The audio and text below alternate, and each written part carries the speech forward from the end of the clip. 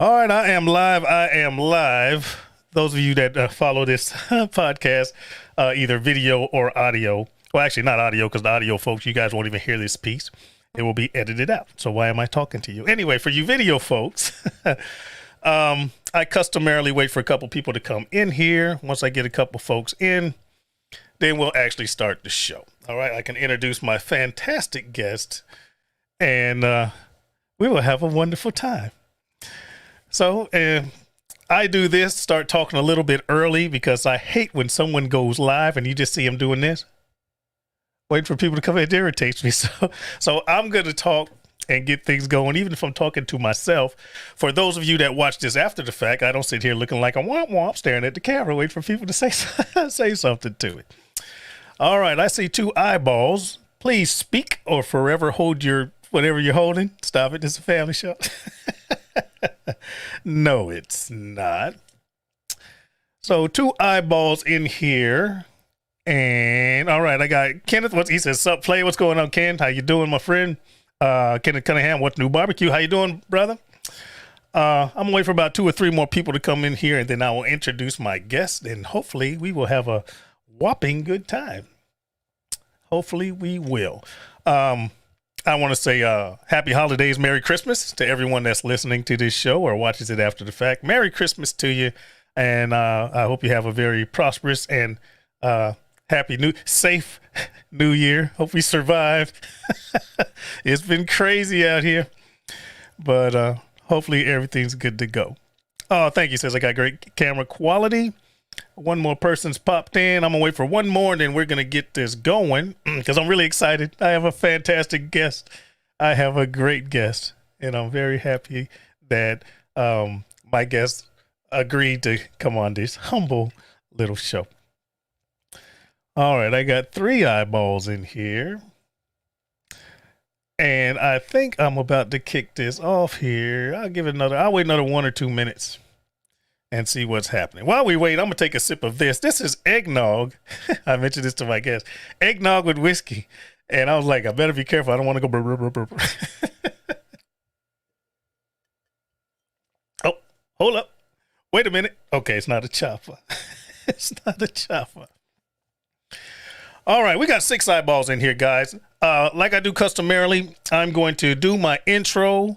You guys got all this little bit before the record button got hit. So this is the part that you guys get before the actual podcast recorded portion that goes to everywhere. Spotify and Apple Podcasts and Google and everywhere else. They don't get this piece.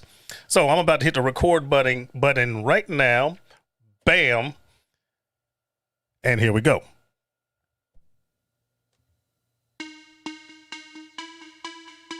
I want to welcome you guys to R-BoP. This is Riddick's Book of Philosophy. My name's Philip Riddick, and this is where I talk about what I want to talk about the way I want to talk about it. If you enjoy this podcast, tell your friends, family, and loved ones to come in and enjoy my whimsical way of saying things, doing things, and thinking about things. Please hold for a very important message.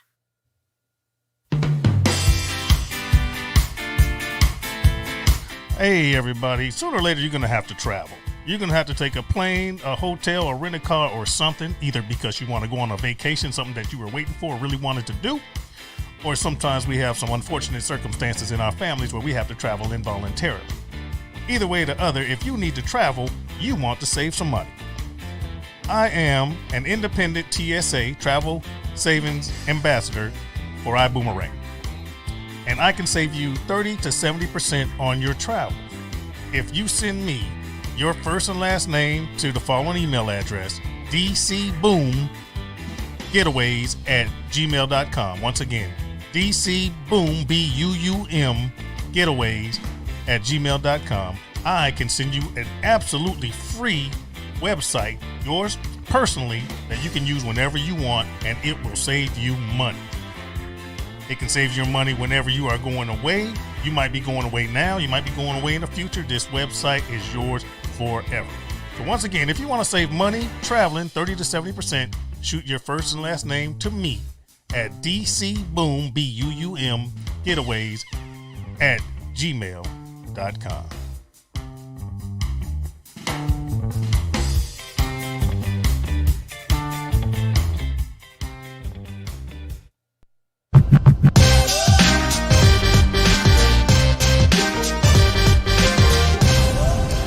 All right. Welcome to R-BoP. Welcome to R-BoP.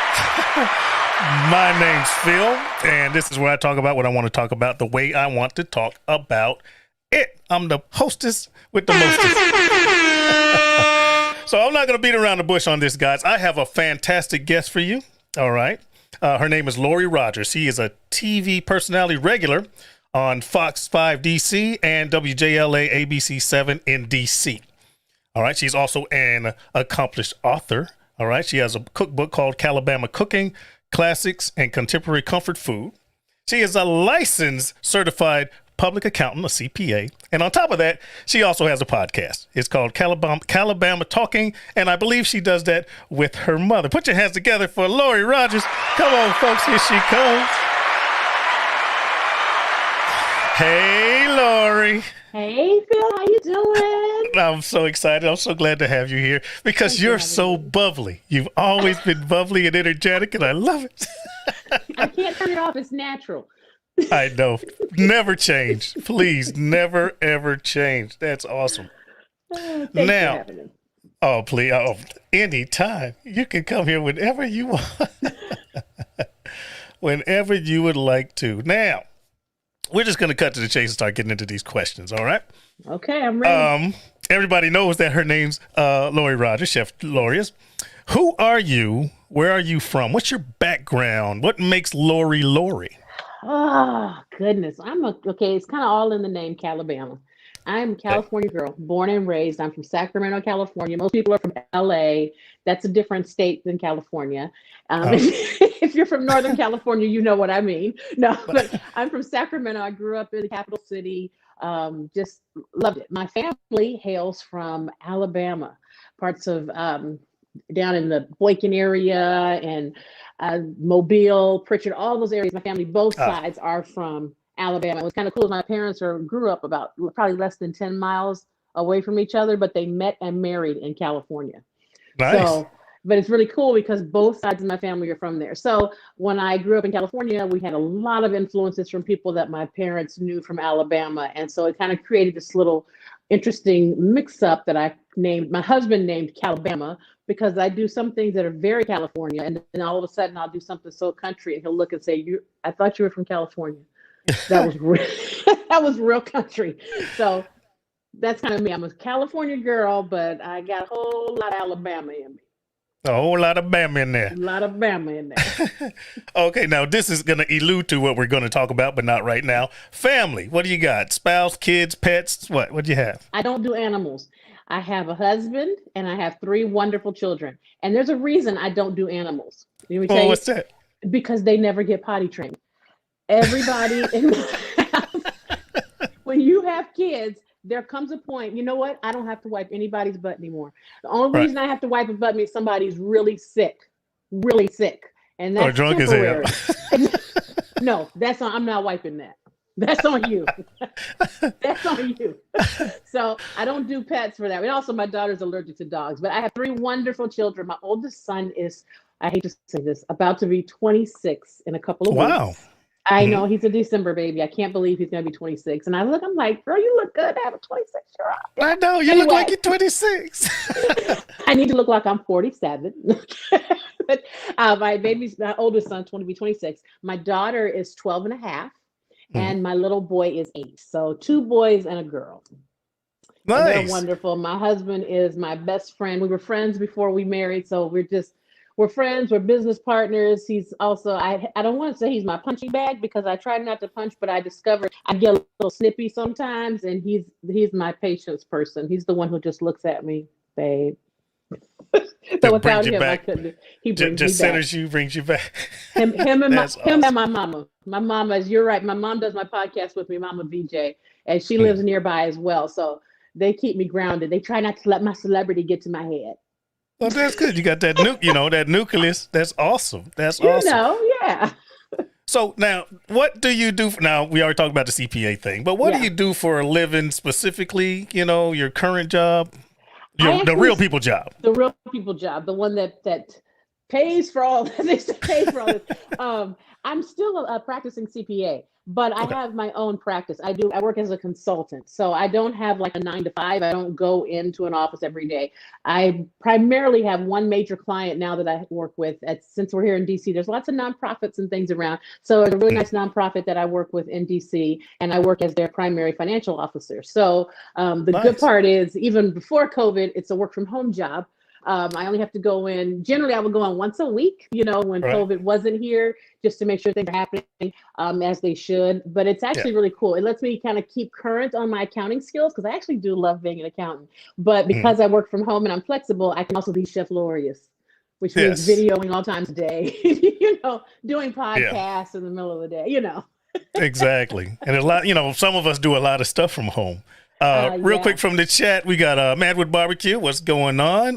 Kenneth Cunningham. I don't know if you know him. He said Alabama. Oh, Amber Mitchell. hey.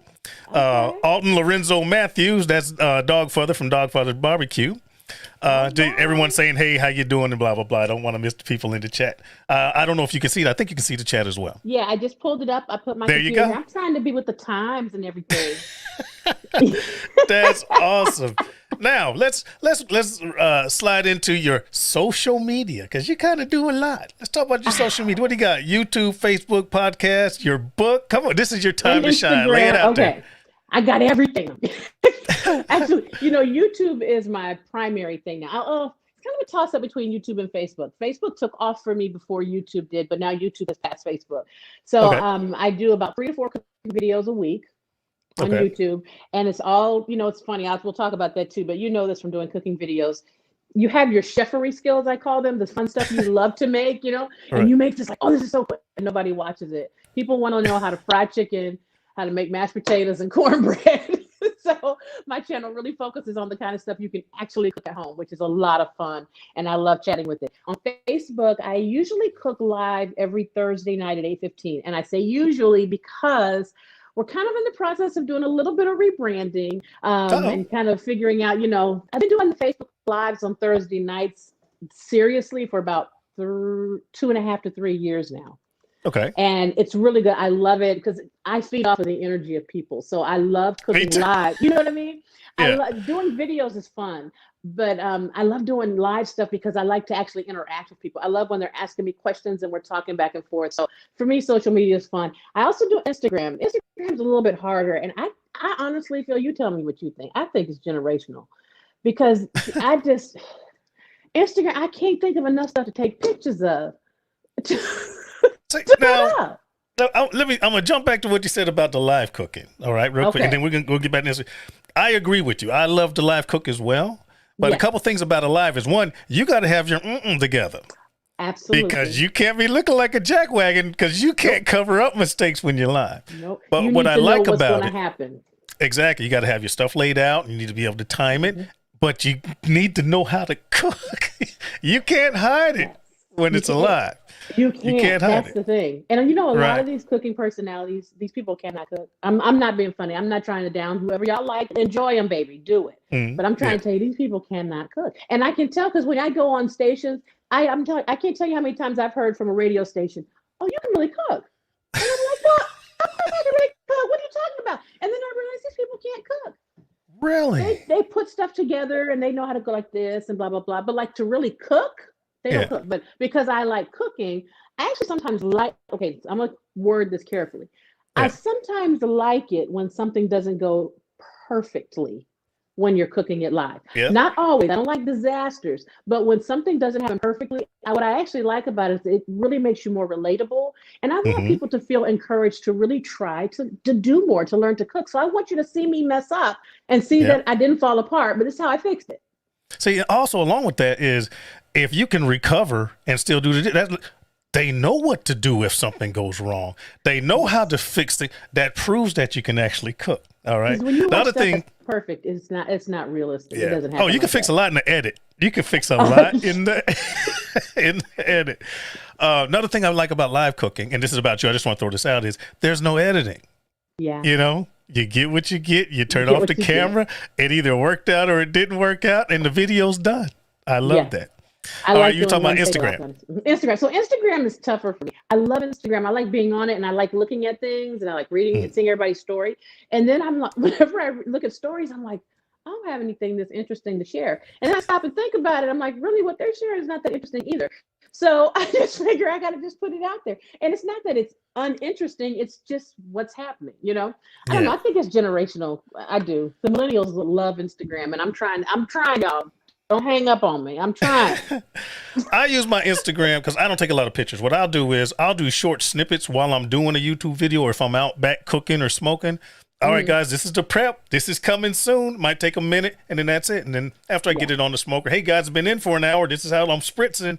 So I kind of take them along with the story, but I don't just take pictures. They'll look at this one. I wonder how he did on the next step. I wonder how he did on the next step. That type. Yeah. And then that all builds up to doing a YouTube video. Now, podcast and cookbook. Come on, give it to me. Well, the podcast is, I think, it's a lot of fun. We just wrapped up our first season. My mom and I started it. The thing about it, I'm tell you what's fun about the podcast. First of all, if you couldn't tell, I'm not much of a wallflower and I'm not very quiet. So my mom is the same way. I get it from her. And she always has something to say. She's 73 now, so she's at that spot in life where she believes she should get to say whatever she wants to say. And She can't. and I'm hard pressed to disagree with her. You get to 73, you don't earn the right to say what you want to say. And she and I have, my whole life, my mother and I have talked about pretty much everything. And so the podcast was actually a natural extension of that. We don't, it almost doesn't feel like we're working because it's literally the way we have a conversation. We just decided to put the cameras and lights on. That's the only difference. So it's a lot of fun though. And I find out things about her that I didn't know. There's some things she told me when we were recording. She said something and I was like, what? Who are you? Yeah. But it's a lot of fun. So we just finished season 1. We're probably going to do a wrap up episode for the end of the year just to say, bye, see you in the spring. And then we're going to come back in the spring and hopefully do some more get some more guests. We had a great guest this last season, a family member who really knows a lot as a minister and everything. Really great guy. Love him. A cousin of ours was on and talked about family stuff. And we talked about breaking family traditions. And it was a lot of fun. We just talk about, regular stuff. It's not all about cooking. We talk about food, but it's not all about the cooking. It's just me and my mom talking. Yes. That's wonderful. And last but not least, right over your shoulder, the cookbook. That cookbook was so much fun. I never started out to be a cookbook author. And you know how it is. Once you start doing these things on social media and you get out there, people start asking you for more and more things. And literally my followers started saying, are you going to do a cookbook? We want a cookbook. We want a cookbook. And I was kind of like, And the requests kept coming. So I was like, okay, I think I need to respond, And so I got into it. And it's a lot of work doing a cookbook. I learned a lot during the process. And kind of how we started, the road I started down kind of had to go and stop and switch back to another road that was much better in terms of editing and all that. A lot goes into it. But all in all, it was a great process. And it's one of my greatest accomplishments. When they sent me the first, the draft. Of everything, I literally had tears in my eyes because it just, towards the end, it's like anything, you get to the end and you're trying to push it over the line. And I put everything I have into it. And a friend of mine was telling me one day, she goes, I read your cookbook and I feel like I know you so much better. And it made me happy because that was the point. I put a lot of personal stories in there. I tell about myself. And if you read the cookbook and the stories, you'll know Lori. Nice. I mean, you really will. And the recipes too. So it was a lot of fun. I want to do another one. I have inspiration for it, but it's not fully developed. It takes a year to do a cookbook. So you kind of have to everybody, at first I thought I could do it in 3 months. It takes a year. Okay. Unless you want it to look self-published. Yeah. Well, see, I'm really interested in that, so I might be talking to you offline like, hey, can you kind of point me in the right direction? I might want to, do something like that. I would love to. One of these days, who knows? It's good. Just know it's going to take time. Don't try to rush it. It will take a year to do it right. Nice. Well, I spent so much time over there. I got time to sit down and crank one out. Absolutely. All right, we're going to take a quick break right now. I got to get the bills paid, so I'm going to do an ad real quick, and then we'll come back and we'll get into, those of you watching and listening, to the actual subject of this podcast. All of this was introduction. This was so you could get to know Lori. Now we're going to talk to Lori. So you guys stand by and let me get the bills paid. I'll be right back. I would like to talk to you about Instacart. What if I told you that you could have local fresh groceries delivered to your front door? You can have multiple deliveries for one small monthly fee. Unlike some other apps or services that want to nickel and dime you all the time. If you don't have that special item that you need to make a special recipe, Instacart in some cases can get that to your house in as fast as 1 hour. Hand selected by shoppers based on your preferences, Instacart highlights deals that can help save you money. You can find everything you normally buy, and they also suggest things that may be new to you. They pick the freshest produce and also keep your eggs safe too. Follow the link in the show notes that lets Instacart know that I sent you. That will not only help the show, but it will also, in this case, give you free delivery on your first order over $35. Instacart. Never go out to go grocery shopping again.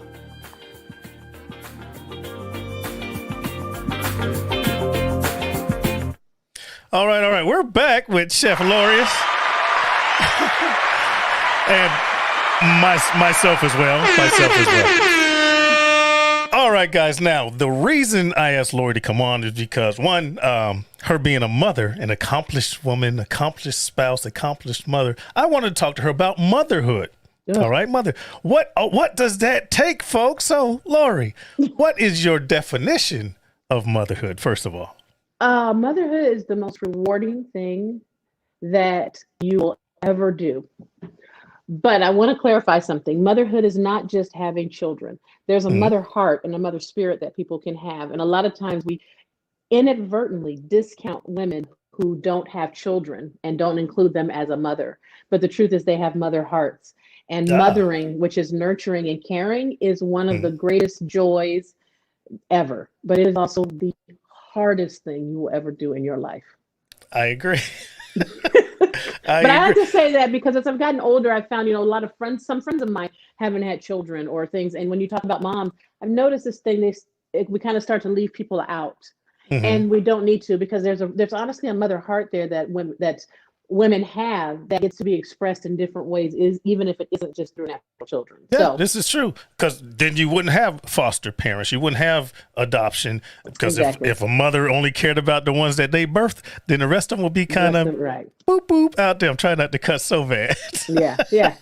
Mothering is not easy. It's not easy being a mom. It's hard. It's one of the hardest things I think you'll ever do in life. And the reason I want to talk to you about it is me being a father, 4 daughters and all that stuff, but I'm a career soldier, and now I still work away from home a lot in the Middle East. And there's a lot of weight on my wife's shoulders. She does everything. You know what I'm saying? And I just kind of wanted to talk to her. I might learn something. I might learn a little something. Oh, Lord. So what major obstacles do you have to overcome? Anything funny stories about raising your kids? Anything, any obstacles or any difficulties you had to overcome? I think being a mom it goes through phases. The thing that's interesting about being a mother is what you can't forget in being a mom is while you're these children's mother or whatever, whomever's mother influence, you're also a woman. Okay, so there's things that happen to you when you go through in life as a woman that you want to address and need to be addressed that sometimes have nothing to do with your kids. So a lot of times it's easy to lose yourself in that and forget, wait, I'm a woman also. Okay. You know what I'm saying? I'm a woman. I don't need to lose my womanhood just because I have kids. Doesn't mean there's no time for me. Doesn't mean that I cease to exist. But sometimes figuring out how to do that in a healthy way can be very difficult. I had my oldest son when I was 21. And in a lot of ways, I feel like he and I grew up together. I say funny stuff. There's a whole lot of things that I just did not understand being a 21-year-old mom, that when I had my daughter and my next son at 34 and 39 years old, it was a lot different. Had that experience. It's a lot different. Yeah. And sometimes I feel bad. I've actually told my oldest son, I am so sorry you did not get this lady to be your mom. Because some stuff, that poor kid, I didn't let him get away with anything. I was so young and, tight and wound so tightly and thought so everything mattered. And, you keep living a little bit and you start realizing, like, really, that stuff just is not a big deal. It just does not matter. So that's probably the main thing. And I do remember when he turned about 15, I started having to tell my age because people didn't believe I was old enough to have a child that old. Wow. And I was kind of happy about it. That's why now I proudly wear these 47 years. Girl, you look good. You look good. Y'all put your hands together for 47 years. Now, back to something that you said, and folks, y'all that are listening and watching, see, parents, we used to be cool people before kids showed up. All the cool points are gone. Yeah, we had to turn in a whole lot of chips for you children. I hope y'all appreciate it. I used to be cool, Phil. Now I'm just an all right dad. You know what I'm saying? That's terrible. I was L Boogie. What happened to the boogie? Had to trade it in. Traded in the boogie for the Lorious. There you go. All right. Have you ever, and this is one, being military and seeing how everybody's in everybody's business, the whole, Me Too and all this nonsense going on. Not nonsense, but people in other people's business. Right. Have you ever had to deal with outsiders? How to deal with people, especially the ones without kids trying to tell you how to raise yours? That type of stuff. You ever had any issues like that? You got any enlightenment? Those are the best critics in the world, the people who don't have and who don't know. But the thing is, you will have to, you have to deal with outsiders, and especially when it comes to raising kids, everybody has an opinion, and everybody has an opinion about how you should raise your kid. And what's interesting to me is now that I'm also on the side of being the older mom, because for my 8-year-old and my 12-year-old, I'm a little bit older than their friends' moms are, so like their moms and their friends, let me slow down. My 8-year-old, I was at a basketball game talking to one of the moms, and she's like, I think like mid-30s or something. And I'm like, sweetie, you really don't need to stress about that. Because I'm like older in that sense. But then I also try to be aware of the fact that when I was that age, I didn't always want to hear that. You know what I mean? So I try to balance it out and give advice when asked, which isn't often. But when somebody asks you, answer them, But the best thing is you have to know your child, your life. And it's nothing wrong with people giving you advice or things, but you have to be able to separate out when they're saying something and where you're going to place it. You don't have to do it just because they said it. My husband and I were talking about this today with some other stuff. Just because someone suggests it doesn't mean you have to do it. Yes, this is true. Feedback. There's 3 things you can do with feedback. You can listen to it, you can follow it, or you can disregard it. Right. But, and you don't have to feel obligated always. It's harder sometimes within a family. My mom had a whole lot to say. She always has a lot to say. When y'all see Mama VJ on the podcast, that's really her. She got a lot to say about everything, especially everything I do. but she's been a big help for me. But there are times when I've had to say, Ma, I know my kids. You know what I'm saying? And I've had to kind of push back. And that's okay. That's not bad. There's also times that between my husband and I, he's looking at one thing and I have to look at another way. And sometimes I'm like, no, babe, you're I'm trying to tell you. That's not how they're seeing it. And there's times he has to tell me, no. He helped me with our oldest son when he was starting to get about 15, starting to hit those teen years and everything. And I was still trying to baby him, mama's baby. And he said, look, you can either grow with him or he'll just move on. Because you can't handle it and everything. And that was very hard input because that was my baby. But once the baby starts growing hair in funny places, you got to start paying attention to him. He's still my baby. But yes, you're right. We'll segue on. All right. Have you ever done or said something out of anger, out of character in front of your kids, and then you had to kind of explain that away? Oh, Lord, yes. I hate when that happens. What are you doing with Mama? We It happens so much. You say stuff and you slip in, languages and things and say stuff you're not supposed to say. And just apologize. I wish I had apologized more to my older son. You mentioned that, or you alluded to that. I've done, not father. This ain't fatherhood, but I got girls. I've done things like, hey, girls, penises are poisonous. They'll kill you. Really, Dad? They sure will. I'm sure they. My oldest daughter to this day is like, Dad, remember that? You say penises were poisonous. I was like, look, none of y'all got kids. Shoot, quit playing. they are poisonous. They'll kill you. They do come to you. Get your whole mind up. You just ain't right no more.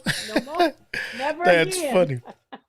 Now, what drives Lorious? Now, you've always been bubbly. Ever since I've known you, you've been bubbly and friendly and outgoing and just here's a word, just quaint. You've been quaint. Don't use that one too often. But what drives you? Any philosophies, ideologies? What pushes Lori? My faith. Okay. My faith. I'm a woman of faith. I was raised in the church. I know nothing but church. My grandfather was my pastor. My mother was an evangelist and a missionary. My godfather became my pastor after my grandfather died. I'm just a church girl. But aside from that, I have a relationship with God, and those principles drive my life. That's really what guides me and everything. And that's also what's allowed me to grow with my kids, to change with them, because the thing is, if you're the same person today as you were 10 years ago, that's probably not the best thing. You want to be growing. Doesn't mean you should be like, oh my God, who is that? But when I look back in my 20s and I see things and decisions I made, and then I look forward now, I can see how I messed up or what went wrong. And I can say like, wow, okay, well, thank God for faith in him and the grace to still make a way and to still bless, my life. But knowing that he is at the center of it all has made me make good decisions when I didn't know I was making a good decision. Nice. So knowing that and trusting in him, in me, is everything comes from that place. That's where our family is that way. My husband's the same way. And that's one of the things that helps our marriage, and that we always encourage people. We always say you have to have the same core. And the same core doesn't have to mean that you do things the same way, but it means that at the end of the day, whenever something is happening, I'm going to go to God for guidance. And I know my husband is too. So even if I don't agree with him, there's things I trust his love for God more than his love for me. That makes sense. Right. And that's and the same way with him. I hope he trusts my love for God more, because I can be fickle. And that could be great. Obviously, great examples for the kids. For the kids. Nice. Yeah.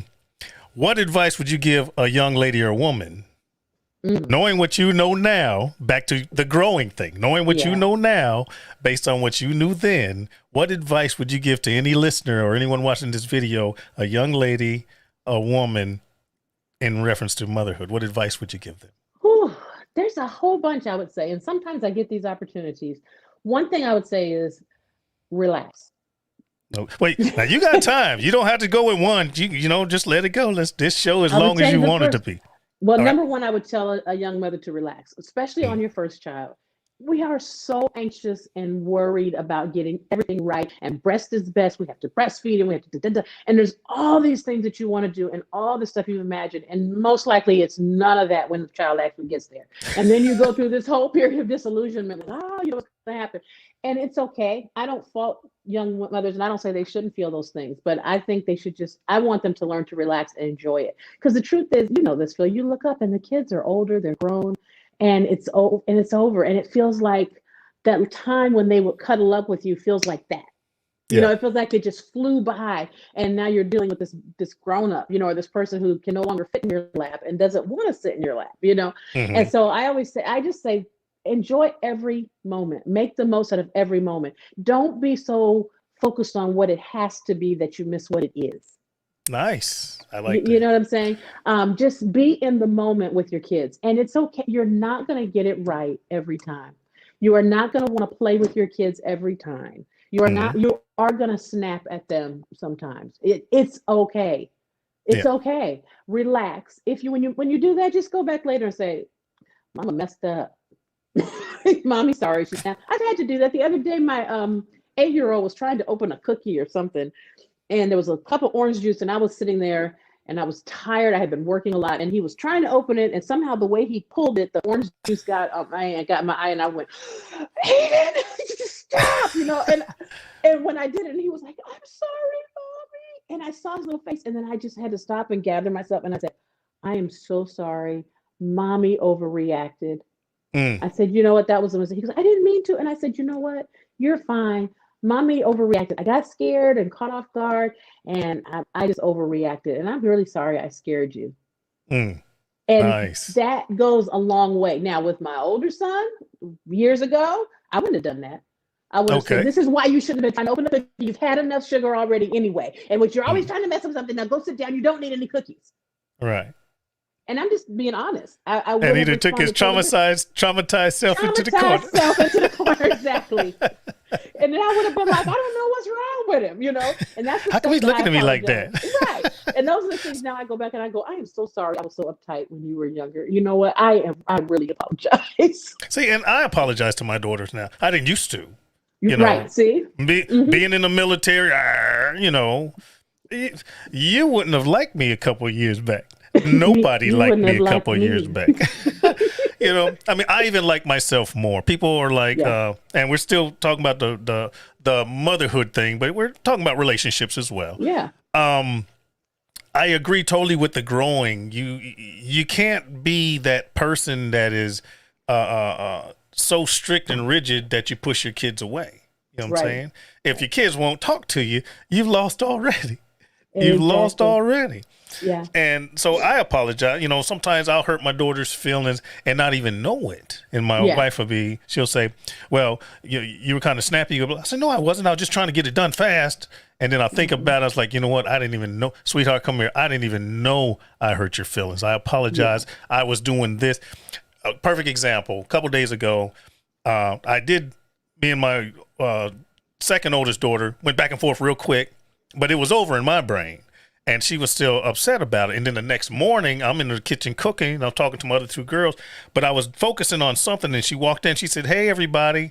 And then she walked out. I guess I didn't hear her.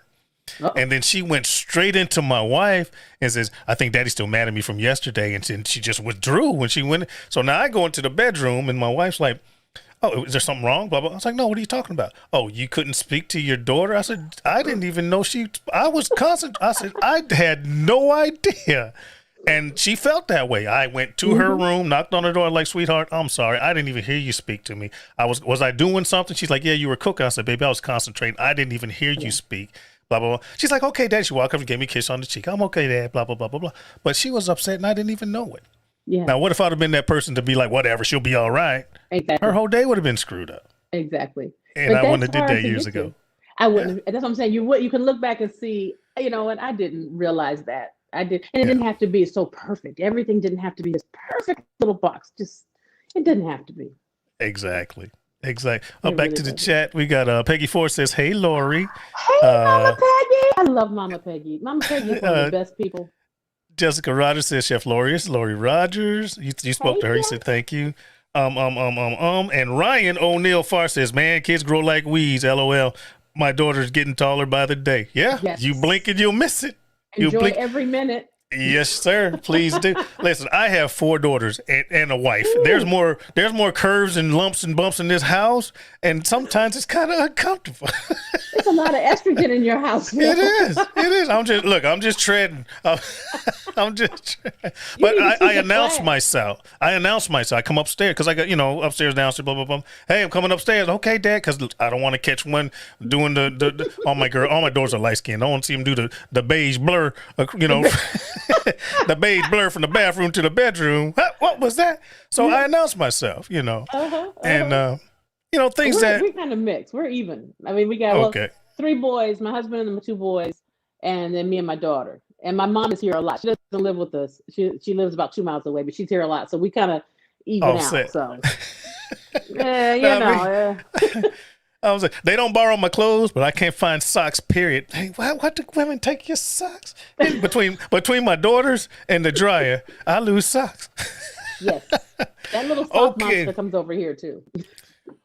Here's a good question. What is and I think you've answered this already, but maybe not. What is your biggest regret in reference to raising kids or motherhood? Your biggest regret? I wish I had been more relaxed, and I wish I had been more comfortable in my own skin with my older son. That's really what it is. Because what makes us become these rigid parents is our own insecurities. We're worried about someone seeing our kid, and we're projecting what we think someone thinks of us onto our kid. And we come from this real rigid bubble. That's how we kind of approach things.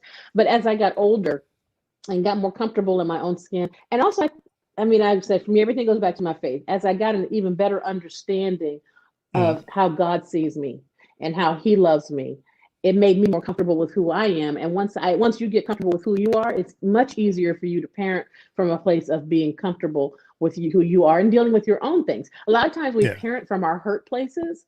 And when we Hmm. parent from our hurt places, we tend to repeat the things that we did not want, that we don't want to repeat because it's Ah. driving us, you know? So there can be something that maybe my dad was not a huggy kind of guy. You know, my Mhm. father passed away about 13 years ago. He wasn't the lovey-dovey type. You know, he Okay. didn't say, he didn't apologize. He was old school, Right. okay? Real Like old my school. dad. Yeah. Right. I mean, real old school. But what I realized as time went on, my father lost his mother when he was 9 years old. Wow. So he had a lot of things that had happened in life that had made it, from his perspective, not safe to feel that way or to Hmm. express love like that. So He what was guarded. he was very guarded. And but Yeah. as long as I was coming from the place of I want my kids to feel the love I felt I didn't from my dad or whatever, what I didn't realize was my father was loving me the best way he knew how. He My knew how. Yeah. parents always took care of me. We always had the best. I always went to the best schools. I would never need it for anything. Our family was always well provided for. That was how he knew how to love. But Yeah. having to understand where he was and what types of things drove him, I had to Hmm. make sure those things weren't driving me in a different way to my kids. Yes. I totally And I understand. and that's really important. My mom and I talk about this too. I used to say, I felt so much pressure from you to be perfect. You know, you wanted me to be perfect. And it was later when she finally was like, well, no, she grew up in the pre-civil rights South, Hmm. okay, when everything with you was not okay. I mean, you Right. had a separate bathroom, a separate door, a separate school, everything was separate. She wanted me to feel that I was okay, just like I was. Yes. Yes. My little brain thought she wanted me to be perfect. Be perfect. Right. I So understand. you see what I'm saying? I But I understand. have to understand that so that then when I'm doing things and talking to my kids, I have to remember if I parent them from a place of they just wanted me to be perfect, then I'm not going to really be able to help them understand excellence. This is true. But This I've is got to true. reconcile that. So that's the biggest thing I think. And I don't know if it's a regret, but now it's a lesson, is understanding, reconciling the things that bothered me or that were difficult for me and seeing my parents as people, learning to view Hmm. my mother as a woman, view my Yeah. father as a man, understand the things that happened in their life that caused them pain and how it may change them or cause them to react to things, made it look differently, and then it made me experience it differently. It doesn't mean that you write things off. I'm not saying it's Hmm. okay that my dad was not like ever said, I just love you. No, I think he should have. If he was Yeah. alive, I I would understand. tell him. But I'm But not. you acknowledge the things that molded him into Right. him, And and that that's puts you in see, a and that's different valuable. place. Yeah, and That's that puts you very in a valuable. very different place. And so I wish I had known those things. I wish I had done that earlier, but the truth is, if I had learned those things earlier, I would not have had a lot of the experiences that have gotten me That to where you, I am today. the So, things that molded you to be who you are. So exactly. round circle. I like that. It I is. like that. All right. What's your biggest triumph in reference to your kids, Oh, Tracy? I know oh, there's a lot of them, but what's the big one that sticks out in your head? right now it's my oldest son. Uh And I huh. say that because when Richard was born, I said I was 21. Um, I was married at the time, separated before he was even born, and everything. I mean, I grew up a church girl, so I had done everything right, and everything just Right. fell apart. And when he was born, he actually get myself together. He actually lost Mm. oxygen for 8 minutes and was technically Oh, stillborn. wow. And so I was in labor and everything, and then all of a sudden his heart just stopped, and they did emergency cesarean, and they were like, we don't know what's going to happen. It took them a few minutes to get his heart going, and everything, and he stayed in the NICU, and they said he's going to have severe cerebral palsy. He's not going Right. to be able to walk and run. He won't be, and then no, the whole list of things. Be prepared for a child with severe disabilities his whole life, Right. blah blah blah blah, and he's defied all of that. Nice. He's defied all of that. Perfect health. He's in perfect health. He's still at home, which I'm happy about. But That's good. Perfect health. yeah, That's and amazing. yeah, and I'm really proud of him because it's been difficult when you lose oxygen for 8 minutes. They can't also tell always where the damage is going to be in the brain, Right. and so some of the challenges that he's had, I'm just so proud of how he always rises to it and overcomes them. He Yes. never succumbs to things. He never gets down. He's a normal human being, but I've never seen him just wallow. You know what I'm Yeah. saying? And even when he's been in tough spots for him, or like, I don't know what this, he's always pushed through. He has faith, And I just watched him develop into just an amazing man. And I just look back and think, Outstanding. as crazy as I was when that boy was young. But look, you gave him what he needed to get Yeah. him where he got. Yeah. That's motherhood. Yeah. That's round circle right there. That's motherhood. Yeah. All right, last question, and then we can go wherever else from here. If you were king or queen, in this case, queen for a day, what would or could you do to improve things? And this is any way you want to take it, family-wise, world-wise, keep hope alive, world peace. If you could do anything, what would you do to improve things across the board? Well, I feel like Rodney King. Can't we all just get along? Yeah. I know. But if I could change anything, I don't even know really how to put it into words. I don't like how we've become a society that's incapable of reasoning. We're incapable of having conversations. Agreed. And I know I'm probably guilty because I'm saying stuff sometimes to your friends, Phil, on your comments. I'd be like, where do you find these people? I know. I just, so sorry. No sorry, problem. y'all. But I wish we could bring that back to civility and humanity. I wish that could come back. If I were Queen for Dad, bring that back. And I'd also change this my way or the highway view. We've gotten so into, I feel like society, we've taken this turn of no compromise so strongly and so inappropriately that we just we can't even live with people. It doesn't make any sense. I don't like where we are. I remember being in high school and when who was running? I think it was when Daddy Bush was running against, did he run against Dukakis? Was that who Daddy Bush ran against? Was it Dukakis? That sounds right. Dukakis. So, and I remember back then, as kids, kids always had their parents' view on things, and there were different things. But when the election ended, nobody was hating each other. Nobody was not speaking. It was just, oh well, he won. They counted the votes, and this kind of concept and world we're in now, where if I don't like what happened, then I just say it's not real, or I say it's fake, or I say that stuff just bothers me. There is a such thing as truth. Truth is real. And we say, well, it's what you think. What is your truth? Well, there is your truth and there's the truth. The truth, yes. And there's a lot, and I wish I miss the truth.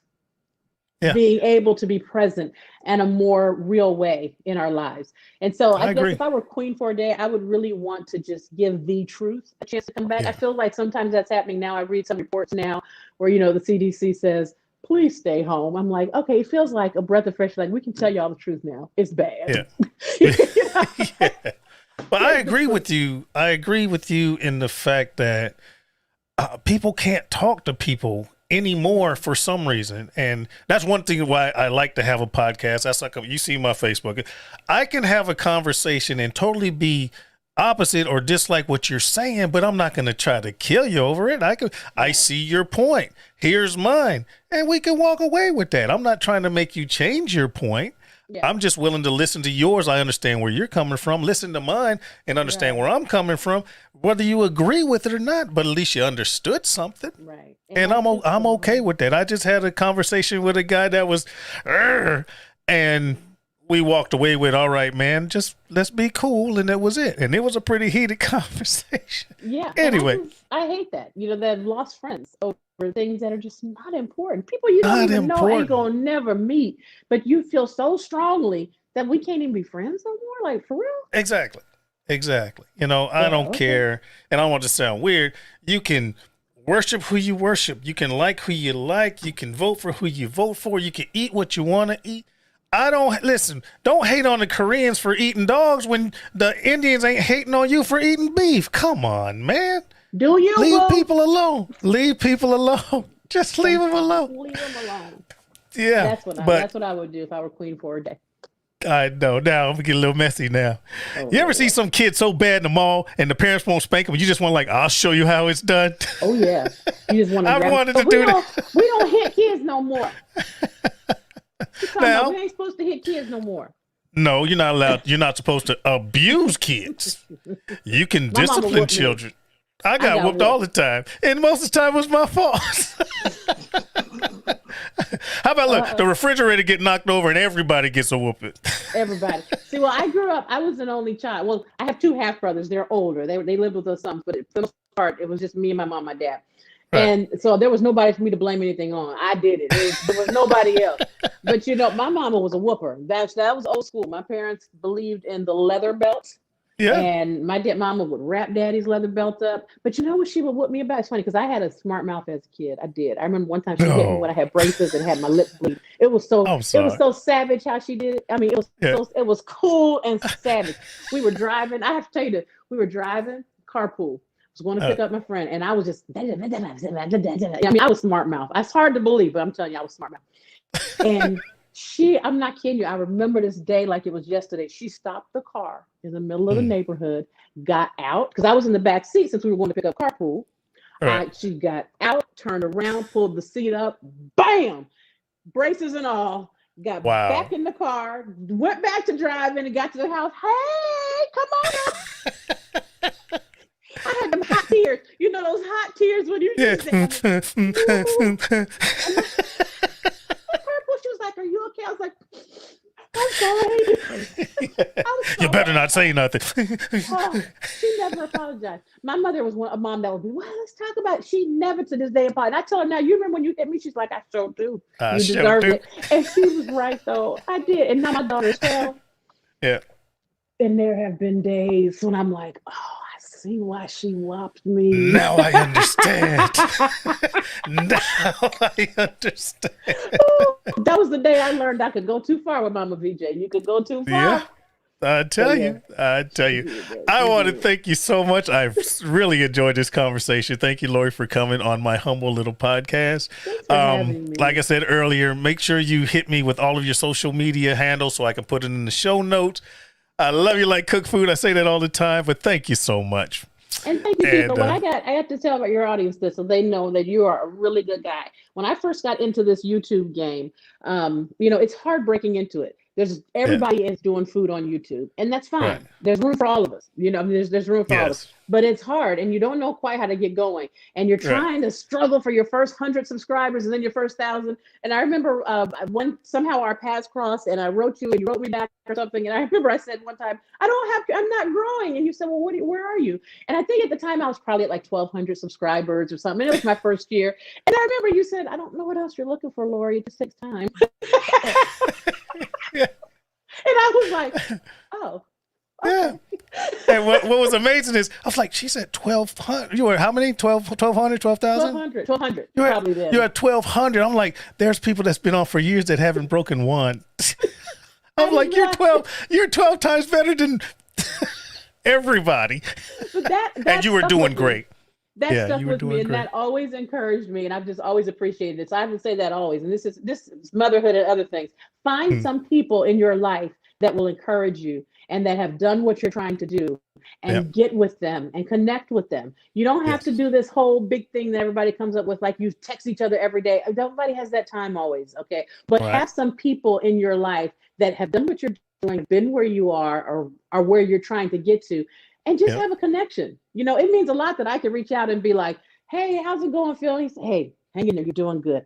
Thank you. You're doing great. Yeah. I remember you shot me that message. You're like, what are you using for your podcast? I'm like, girl, I'll shoot you everything. This is everything I'm using. Yeah. And I agree with that.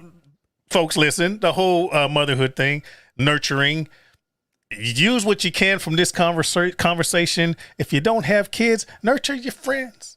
Nurture the neighbor. Nurture America. We need it. Oh, we need it. We need it. Nurture someone. Men and women, go motherhood yourself. Just do it. Thank you, Lori. We're going to wrap it up. Everyone, thanks so much for listening to this podcast. Tell your friends, tell your family, tell your enemies. If you think they'll enjoy this conversation, please make sure you have them subscribe to the R-BoP podcast. Make sure you find Calabama Cooking, the cookbook. Make sure you find Chef Lorious and all of her escapades, Calabama Talking podcast. All of this will be in the show notes, guys. Tell your friends. Thank you so much. We are out of here in 5, 4, 3, 2, 1. Love you like cook food. If you hear somebody sneeze, run. I'll see you when I see you.